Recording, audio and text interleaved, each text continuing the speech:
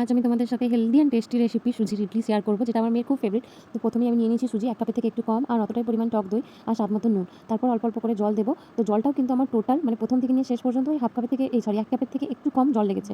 তারপর ওটাকে আমি রেস্টে রেখে দিলাম 15 মিনিটের জন্য। রেস্টে রেখে এদিকে আমি একটা কড়াইয়ের মধ্যে একটুখানি গরম জল দিয়ে একটা স্ট্যান্ড দিয়ে একটু গরম হতে দিলাম জলটা।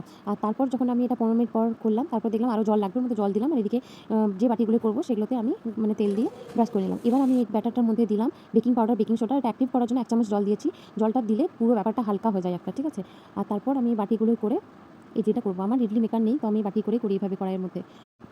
এবার এটা হতে বেশিক্ষণ লাগে না, খুব জোর 20 মিনিট মতো টাইম লাগে এটা। তো মাঝে একবার চেক করে নেবে তোমরা যখন করবে।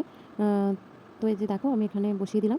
এবার আমার এটা 20 মিনিট পর চেক করছি, এটা আমার হয়ে গেছে। এবার আমি এটাকে একটা ছুরির সাহায্যে ডিমোল্ড করে নেব। আর দেখো কতটা সফট হয়েছে। এবার তোমরা বাড়িতে এটা বানিয়ে ট্রাই করবে, খুব চটজলদি হয়ে যায় রেসিপিটা। আর কেমন লাগলো আমাকে অবশ্যই জানিও, আর ভালো লাগলে শেয়ার করো। দেখা হচ্ছে পরে কোনো ভিডিও। টাটা।